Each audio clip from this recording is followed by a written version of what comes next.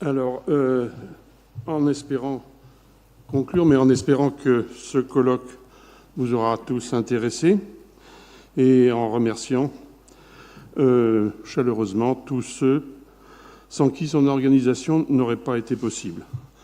Alors, nous devons remercier d'abord les 25 oratrices et orateurs qui ont fait des exposés remarquables et qui, malgré leur emploi du temps souvent chargé, ont tous accepté immédiatement notre invitation à venir à Paris en ce début de septembre pour nous faire partager leurs expertises et leurs réflexions.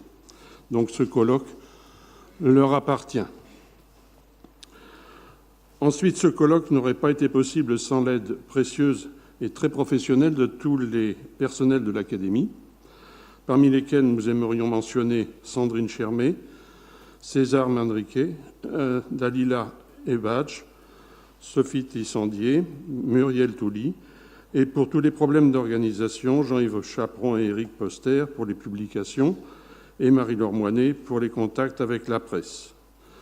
Sans oublier, bien sûr, le bureau de l'Académie pour son soutien, et en particulier Jean-François Bach, suivi de Pascal Cossard, secrétaire perpétuel de la 2e division, pour leurs encouragements, leurs initiatives et leurs contributions pour la mise en place de ce colloque.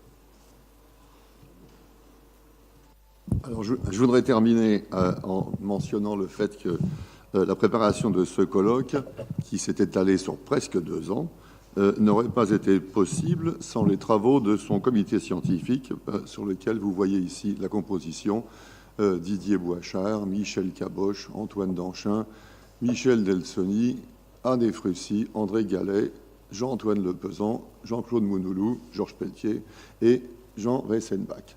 Et donc, cet comité scientifique a proposé le colloque que vous avez eu, que je trouve personnellement très riche, alors qu'il ne représente qu'une petite partie de la génétique, parce qu'on ne peut pas faire la génétique en 2 jours, ça serait beaucoup trop prétentieux, mais je le trouve personnellement très riche.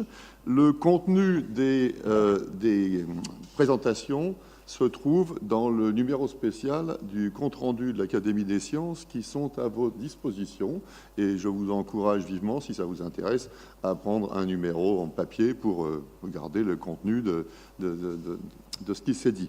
Je crois que toutes les communications ont été enregistrées et seront disponibles sous forme audiovisuelle sur le site de l'Académie à partir de, je ne sais pas, peut-être très vite, quelques jours peut-être.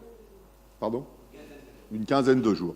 Donc, dans une quinzaine de jours, vous pourrez accéder à toutes les communications et interventions qui ont eu lieu dans cette salle et qui, je trouve personnellement, en tout cas, me seront très utiles. Enfin, il y a un 3e point, c'est qu'il a été souhaité par le bureau de l'Académie, le comité scientifique, qu'un petit ouvrage à destination du public au sens large soit produit en langue française, qui s'inspire largement des débats qui ont lieu dans cette salle. Et donc Georges et moi-même avons commencé à essayer de mettre quelques mots sur des feuilles de papier. Nous ne sommes pas encore complètement très avancés, mais nous y travaillons. Évidemment, toutes les personnes ici présentes qui souhaiteraient apporter leur contribution à la relecture, l'édition, l'amélioration de certains chapitres peuvent mentionner, nous envoyer un courrier, et on sera ravis de leur donner l'état de nos travaux au fur et à mesure où ils avancent. Cet ouvrage devrait paraître aux éditions Gallimard dans la collection Folio, je crois, qui sont des petits livres pas très chers que le grand public peut facilement se procurer.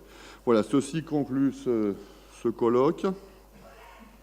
Donc, en ce qui me concerne, j'ai été très heureux d'entendre toutes ces choses merveilleuses qui ont été dites pendant ces 2 jours. Et donc, je crois que Georges et moi, nous vous donnons rendez-vous ici même pour évoquer les futures trajectoires de la génétique en 2166. Donc, marquez vos agendas.